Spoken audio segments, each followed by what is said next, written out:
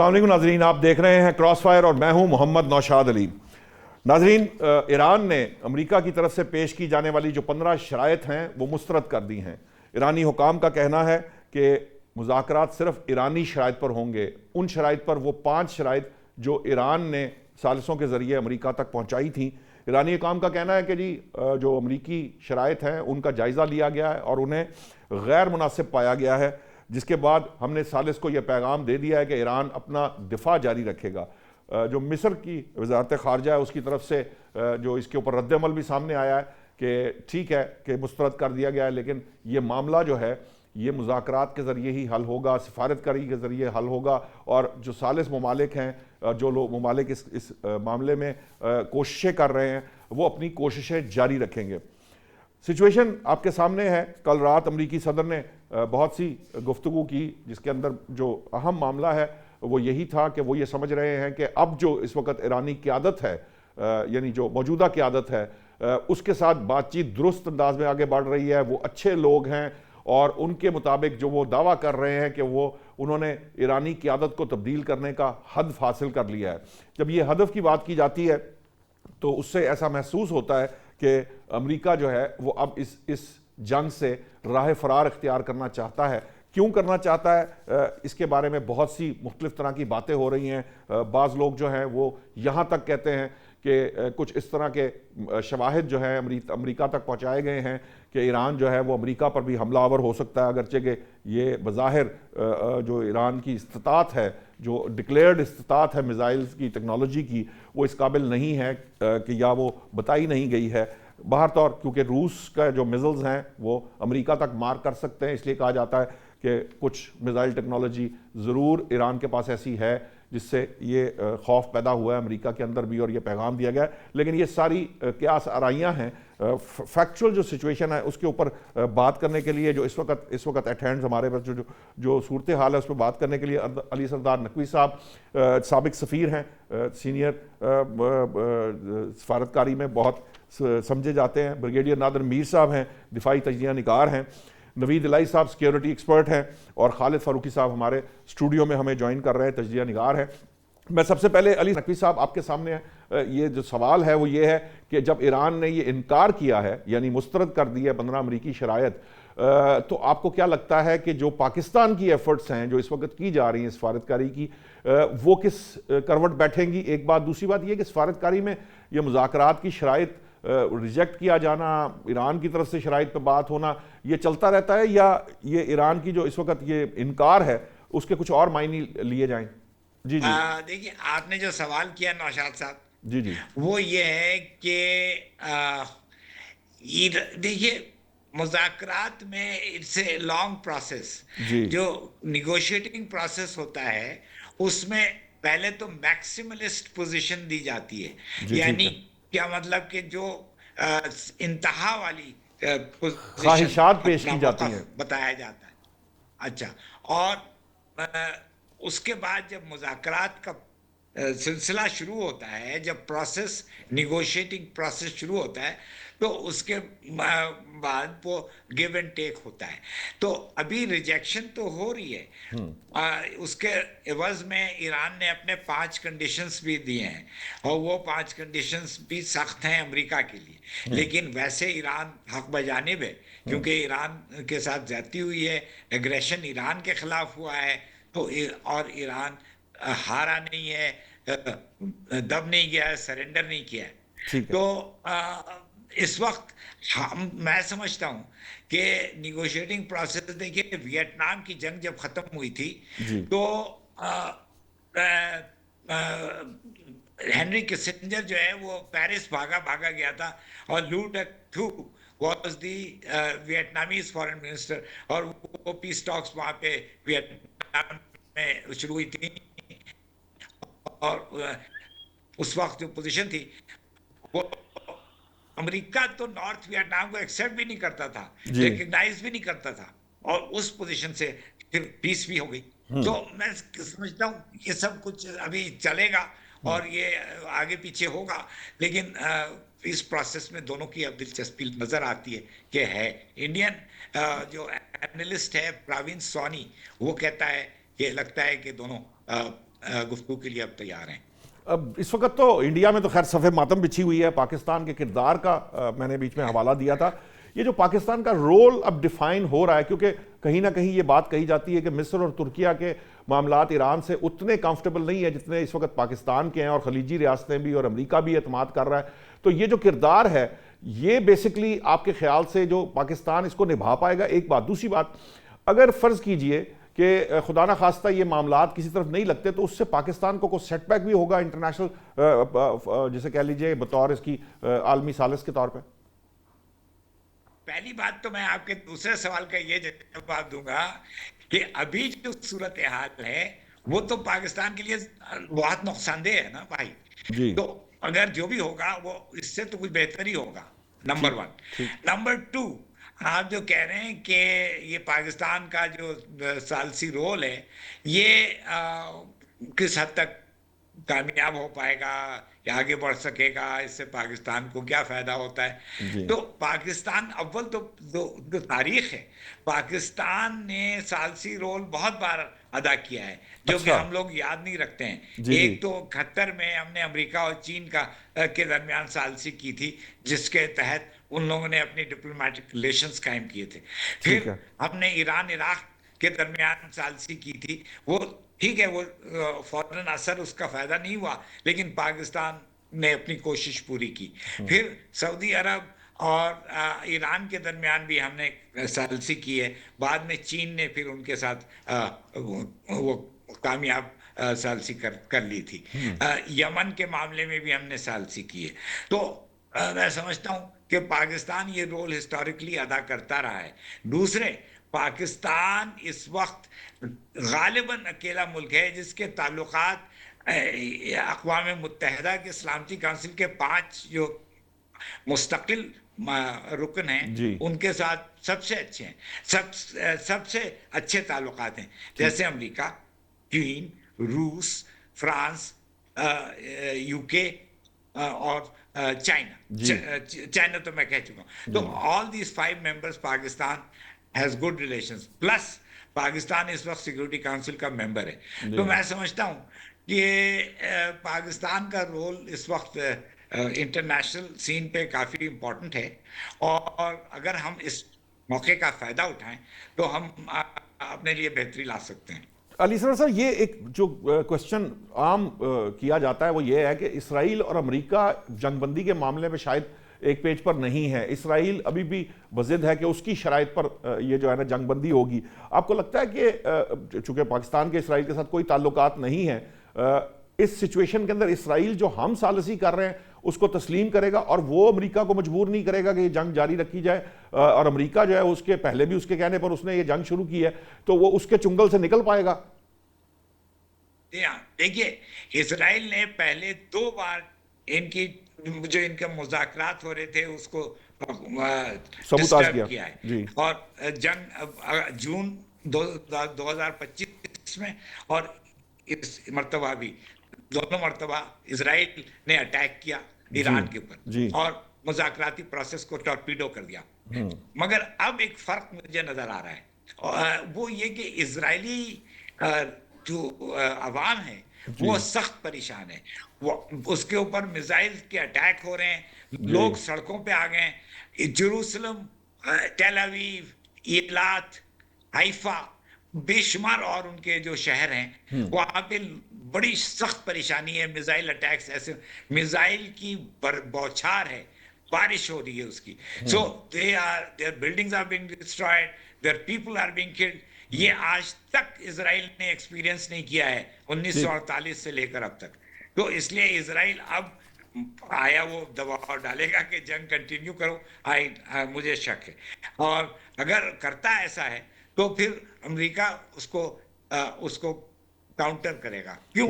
क्योंकि अमेरिका में उसके खिलाफ, इस जंग के खिलाफ ओपिनियन बहुत सख्त अब बढ़ गया है। वहां पे public opinion, newspapers, TV stations सारे इस जंग 61% ने, आज भी जो सर्वे आया कि 61% ने उसको, जो अमेरिका की आवाम है वहां पे 61% ने ईरान पर हमले की मुखालफत कर दी है अमेरिका के अंदर। मिड टर्म इलेक्शंस भी हैं ट्रंप के। कितना इम्पैक्ट कर सकता है ये सारा कुछ ट्रंप के लिए आने वाले वक्त में? बहुत इम्पैक्ट इसका, तो मेरा ख्याल है कि ट्रम्प को बहुत नुकसान होगा। उसकी ऑलरेडी उसकी जी जो अप्रूवल रेटिंग है वो 36% हो गई है। जी और उसको कम से कम 50% पे एक रीजनेबल रेटिंग रखनी चाहिए। जी और मेरा ख्याल जो बाकी जो सारे सेनेटर्स और कांग्रेसमैन, उसमें रिपब्लिकन्स भी उसके खिलाफ जा रहे हैं जी और बोल रहे हैं। जी और यहाँ तक कि वहाँ की जो यहूदी आबादी है, Jewish population of the US, वो उसमें भी लार्ज परसेंटेज जो है वो ईरान के जंग के खिलाफ है। जी तो ये चीज बहुत बिल्डअप हो रही है, तो अमेरिका ला मुहाला ठीक, जंग आपके सिग्नल का कोई प्रॉब्लम आ रहा है? की तरफ जाएगा।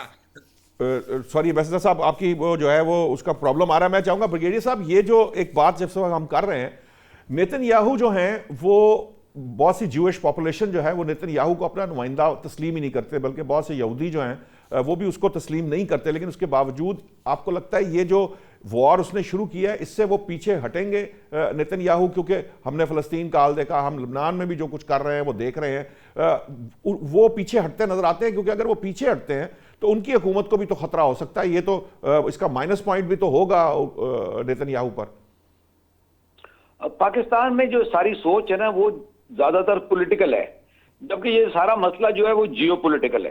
तो आप इसको दूसरे मुल्कों को भी, दुनिया को हम पॉलिटिकली देखते हैं। The issue is actually geopolitical. The war of Iran and middle east has reached a level अभी जो है where it will be war escalation और वॉर टर्मिनेशन। या तो जंग खत्म की जाए, मतलब through cease fire and then followed by talks वगैरह, which may be a long process, but basically war खत्म करने की तरफ चला जाए, जो कोशिश हो रही है। और या फिर ये वॉर बहुत एस्केलेट कर जाएगी into a horrific war, already बड़ी खतरनाक है, into a global war or spreading over the globe and also expanding vertically, जिस तरीके से अभी न्यूक्लियर साइट्स पे अटैक हो रहे हैं, desalination plants, energy plants and all that, total destruction या टोटल वॉर की तरफ चल पड़ेगी, which of course doesn't suit anybody, least of all Pakistan जो यहाँ साथ उसके लोकेटेड है। हम बाकी दुनिया के अलावा हमें सबसे पहले पाकिस्तान की बात करनी चाहिए। जहां तक आपका इसराइल का सवाल है, ये पहले तो ये देखे ना कि मैं इसराइल से पहले मैं वॉर की बात करूं कि इसराइल एंड अमेरिका, क्योंकि अटैक तो ईरान पे दोनों ने किया ना। सबसे पहले इसराइल ने अटैक किया, followed by USA, then Iran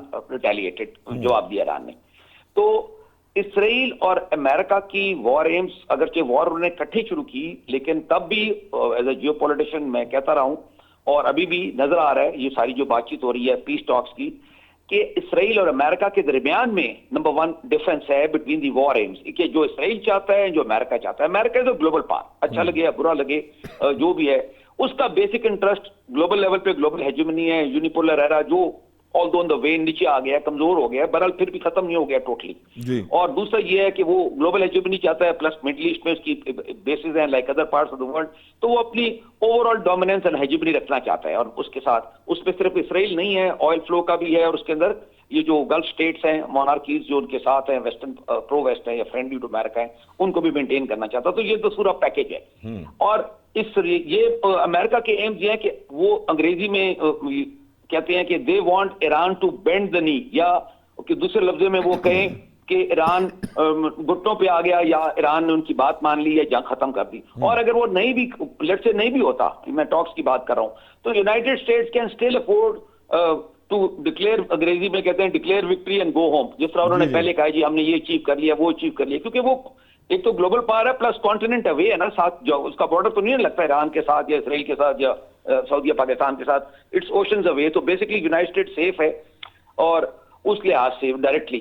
और दूसरा जो इसराइल का एम है, it is basically to destroy Iran, not just bend कराना, बल्कि डिस्ट्रॉय ईरान। डिस्ट्रॉय की सिग्निफिकेंस ये है, उसकी इंटरप्रिटेशन वो ये है कि बेसिकली रिजीम चेंज, मतलब अगर वहां फ्रेंडली टू इसराइल रिजीम आ जाती है या नॉन होस्टाइल रिजीम आ जाती है, तो उन्होंने रेजिस्टेंस को डिस्ट्रॉय करना ना, anti Israel resistance. Iran is a rejectionist state, Iran is the only main country which doesn't accept Israel in totality. बहुत सारे मुसलमान मुल्कों ने एक्सेप्ट भी किया हुआ है, बाकी शायद कर भी लें या नहीं भी करें, तो कम से कम वो। लेकिन पाकिस्तान भी तो उन्हीं रियासतों में शुमार होगा ना, पाकिस्तान भी इसराइल को तस्लीम नहीं करता। नहीं, आपका स्टांस फर्क है। आप ये जो बात है ना, ये पाकिस्तान में कंफ्यूजन है, ये let me clear this. Pakistan is calling for, has always called for two state solution in the Middle East. Two state solution का मतलब क्या है पैलेस्टीनियन स्टेट की पाकिस्तान सपोर्ट करता है, like other some other Muslim Arab countries. तो which is the other state? Two state है ना, दूसरा स्टेट कौन सा है? हाँ। दूसरा स्टेट इसराइल है। ये जो आप कहते हैं तस्लीम नहीं करता, वो हम अभी इसलिए तस्लीम नहीं करते कि वहां एक जंग चल रही है, मतलब वॉर और कोल्ड वॉर या हॉट वॉर या जो भी है। अगर एक ग्रेटर सेटलमेंट हो जाती है, पैलेस्टीनियन स्टेट बन जाती है, पीस एक्चुअली आ जाती है, तो देन उसके बाद क्या होता है वी डोंट नो। ये तो अभी का स्टांस है ना। ईरान का स्टांस तो टोटली फर्क है। It is called a rejection state, it doesn't accept the existence of Israel and it wants to eliminate it from. उन्होंने तो कहा है अभी जो उन्होंने कहा we will not accept status को, उसमें दो चीजें हैं स्टेटस को मिडिल ईस्ट के अंदर है कि अमेरिका की बेसिस ना हो, इसराइल का वजूद ही ना हो। आप तो इंडिया को एक्सेप्ट करते हैं, बल्कि आप मैच भी खेलते हैं जिससे आपकी इतनी जंगें हो चुकी हैं बगैर साहब, आपके साथ। यहां ये सवाल पैदा होता है कि आप कहते हैं कि देखें उन्होंने मिडिल ईस्ट की जो आप कह रहे हैं इसके हिसाब से अगर देखें कि वो जो ईरान की तरफ से जो शराइत आई हैं उसमें ये शर्त शामिल है कि अमेरिका की यहां बेसिस नहीं होंगी, तो इस तरह तो फिर ये कभी किसी सूरत कबूल नहीं करेगा अमेरिका। हाँ, उस पर मैं आता हूँ ना, मुझे let me give a minute. और ये जो आपने सवाल पूछा इस पे 1 मिनट के बाद आता है, लेट मी कंप्लीट प्लीज।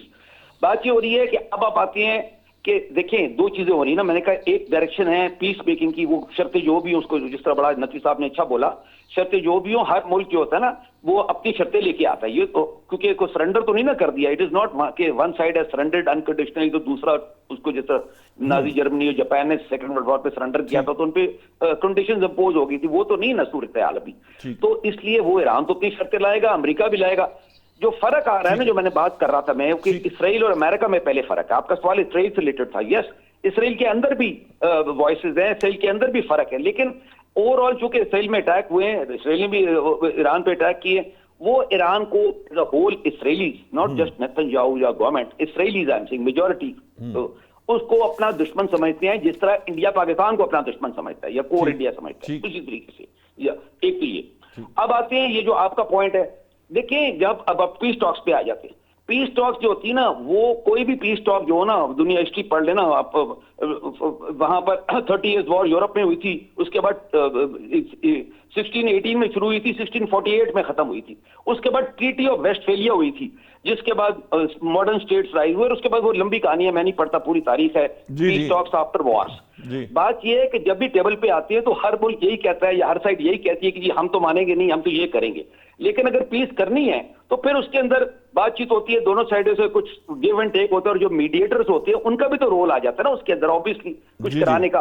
अब इसमें मेन जो मसला आ रहा है ना, इस वॉर में जो फर्क है समझने की, अभी जो वॉर बढ़ती जा रही है, और दूसरी वॉर में जो सबसे अभी यूक्रेन की वॉर ले रही, 4 साल चली ना यूक्रेन की वॉर, तो आप कहें जी ये 4 साल क्यों नहीं चलती? ये चले नहीं सकती 4 साल। उसकी रीजन बताता हूँ।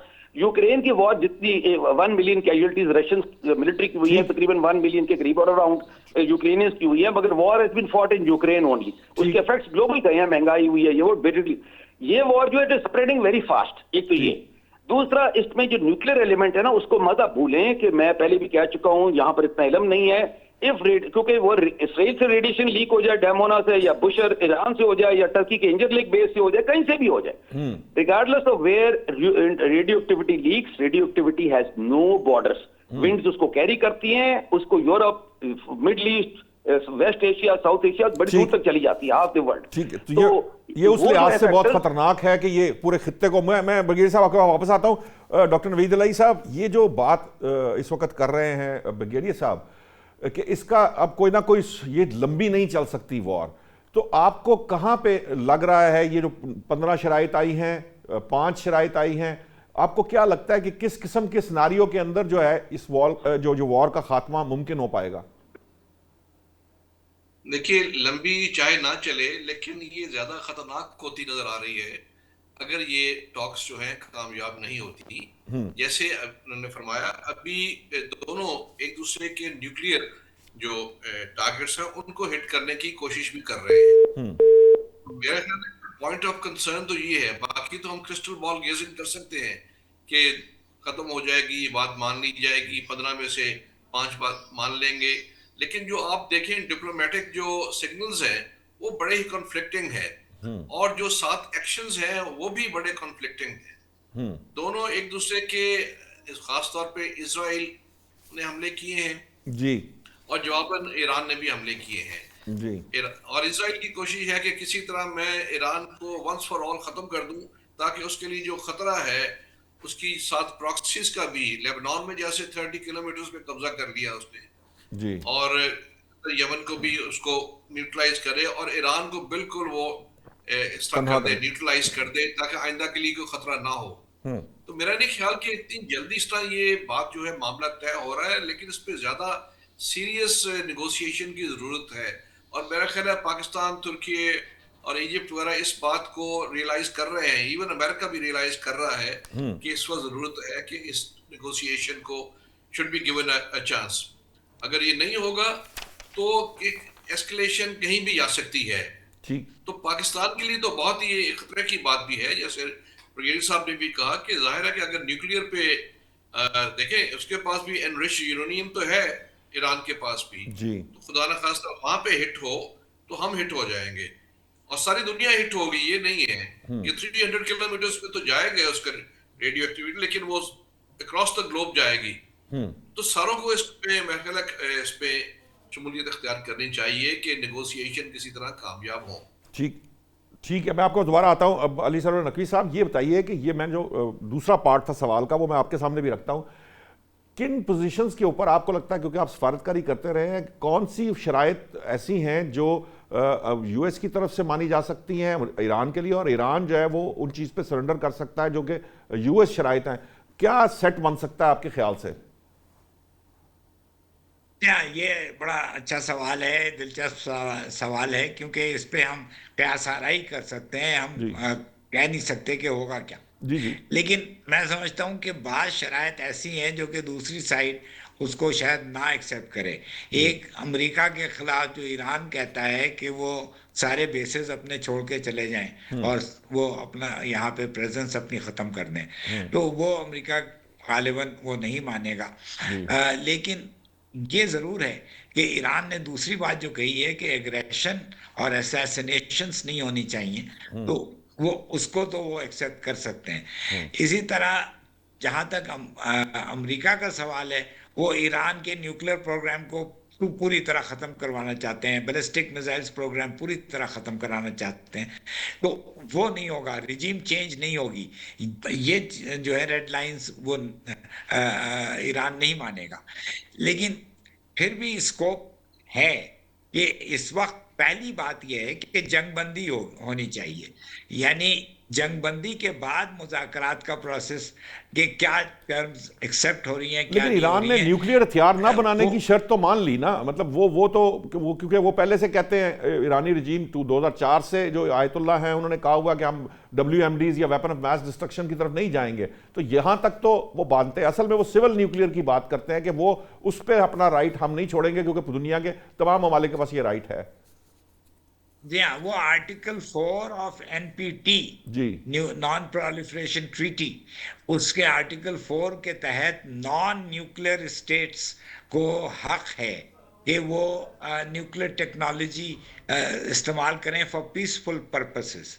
तो उसमें अब मेडिकल पर्पसेस के लिए एनरिच्ड यूरेनियम भी चाहिए, जो आइसोटोप्स न्यूक्लियर मेडिसिन हॉस्पिटल्स में यूज होते जी जी हैं, एटलीस्ट 20% उसकी एनरिचमेंट होनी चाहिए। तो ठीक ये सारी डिटेल्स हैं। I was ambassador of Pakistan in the IAEA in Vienna, जी जी so I know the details. And ये ईरान की न्यूक्लियर टॉक्स 2003 में शुरू हुई थी और 2015 में कंक्लूड की थी। 12 साल लगे थे जी इन टॉक्स को। तो I think there will be items which will be put off for further discussion. There will be items that will be decided right away. मगर ईरान को अश्योरेंस अव्वल तो मिलनी चाहिए कि उसके ऊपर हमला ना हो, और अमेरिका को ये अश्योरेंस हो कि इजराइल पे ईरान हमला ना करे। मेरा ख्याल है वो उनके लिए बहुत एक इम्पॉर्टेंट रेड लाइन है, क्योंकि इस वक्त जो तबाही इजराइल के अंदर हो रही है उसका अंदाजा नहीं किया जा सकता। लेकिन अली सरवर साहब, अभी ब्रिगेडियर साहब ने कहा था कि वो रिएक्शनिस्ट होने के नाते वो इसराइल को तस्लीम, उसका वजूद ही तस्लीम नहीं करता ईरान। ये सारी प्रॉक्सीज और ये सारा कुछ इस लेवल पे उन्होंने इसलिए शुरू किया था कि वो ईरान को बतौर रियासत या यहूदी रियासत के तौर पे वो तस्लीम ही नहीं करता। तो आप समझते हैं कि वो जब तस्लीम नहीं करता तो ईरान इस टर्म्स पे आएगा कि वो अटैक नहीं करेगा इसराइल के ऊपर? अगर अटैक मतलब वो कहीं भी ना करे, वो और जगहों पे भी कर रहा है, तो वो अटैक उसको रोकना पड़ेगा ईरान को। इन दी फर्स्ट स्टेज।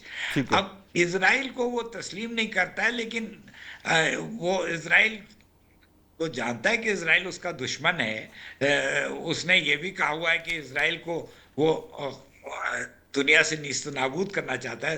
तो अगर वो इसराइल को मानता कि एग्जिस्ट ही नहीं करता है इसराइल, तो फिर ये बात तो नहीं कह सकता था ना कि वो उसको नीस्त नाबूद करेगा। इसराइल है, एक ठीक। हकीकत है ठीक जो है। कि ईरान मानता है। और उसको कोई डिनाई नहीं कर सकता है। तो आई थिंक ये लंबा सिलसिला है, लेकिन ये अमन और इस्तेहकाम की तरफ है, बजाय इसके कि जंग जो कि तबाही की तरफ है। तो this is the choice that they all face. तो जो मिडल ईस्ट कंट्रीज का जो इस वक्त किरदार है, जो सिचुएशन है, क्योंकि मैं पाक अरब अमेरिकन कॉन्फ्रेंस हुई थी आज से चंद साल कबल, जब ट्रंप पहले सदारत में थे, तो मैंने वो बहुत खौफ देखा अरबियों के अंदर। बल्कि उनके सीनियर जर्नलिस्ट तमाम अरब ममालिक से आए थे, उनसे किसी से भी बात कर लें, वो सब ये कहते थे अभी ईरान हमलावर हुआ कि अभी हमलावर हुआ। तो ये जो अरब ममालिक का जो मामला है अगेंस्ट ईरान, वो कैसे सेटल डाउन होगा? क्योंकि वो वहां तो फियर मौजूद है। ये सारी जो यूएस की हेल्प है या यूएस के डिफेंस है, ये सारा कुछ तो अरब ममालिक ने ईरान के खिलाफ ही लिया हुआ है। ये एक मसला है, क्योंकि लेकिन फिर साथ साथ ईरान और सऊदी अरब के दरमियान मुआहदा भी हुआ, जो जी कि जी। चीन ने कराया था। हाँ जी। ये ग्लोबल पॉलिटिक्स बड़ी पेचीदा है, कभी कोई चीज कोई मानता है, कभी बेसिक गवर्निंग प्रिंसिपल जो है वो है नेशनल इंटरेस्ट, कौमी मफाद। कौमी मफाद के तहत कोई मुल्क कुछ भी कर सकता है। There is no set rule कि ये करेगा ये वो करेगा। ठीक है। तो आपको लगता है कि ईरान जो है इस वक्त जब निगोशिएशन की टेबल पर आएगा, कुछ ईरान जो है कुछ शराइत को छोड़ देगा, कुछ अमेरिका छोड़ देगा, तो आपको लग रहा है कि ये जो ब्रिगेडियर साहब ने बात की थी वो बड़ी अहम थी कि इसके अंदर डिसाइसिव जो है ना फैसला जरूर होना लाजिम है। ये यूक्रेन की तरह लंबी नहीं चल सकती, क्योंकि इसके न सिर्फ न्यूक्लियर मामला है बल्कि माशी लिहाज से भी जो दुनिया इस वक्त फेस कर रही है, वो भी इसके भी जो सेटबैक है वो भी बहुत ज्यादा है। तो आपको लगता है कितने अरसे में कंक्लूड हो सकते हैं और जल्दी होगी कि नहीं हो पाएगी? हाँ, ये बिल्कुल सही है। उन्होंने कहा था, ये भी कहा था कि या तो टोटल डिस्ट्रक्शन की तरफ जाएंगे, जी। ये वॉर बहुत आगे बढ़ सकती है, एस्केलेशन हो सकती है, या फिर पीस की तरफ जाएंगे। तो ये हकीकत है, that's a fact. I also agree with that. मैं समझता हूँ कि ये इसकी बहुत शार्प और क्विक एस्केलेशन हो सकती है, और वो न्यूक्लियर लेवल पे भी जा सकती है, तो जो कि डिजास्टर्स होगा, और वो उसका असर सिर्फ उस खत्ते में नहीं बल्कि सारी दुनिया में फैलेगा। तो मैं समझता हूँ कि अगर if saner minds are able to do it, तो ये जंग की तरफ नहीं जाना चाहिए। That will be dangerous. ठीक है नाज़रीन, इस वक्त मुझे ब्रेक का कहा जा रहा है। ब्रेक से जब वापस आते हैं तो इसी मौजू को आगे बढ़ाते हैं। अभी लेते हैं एक ब्रेक।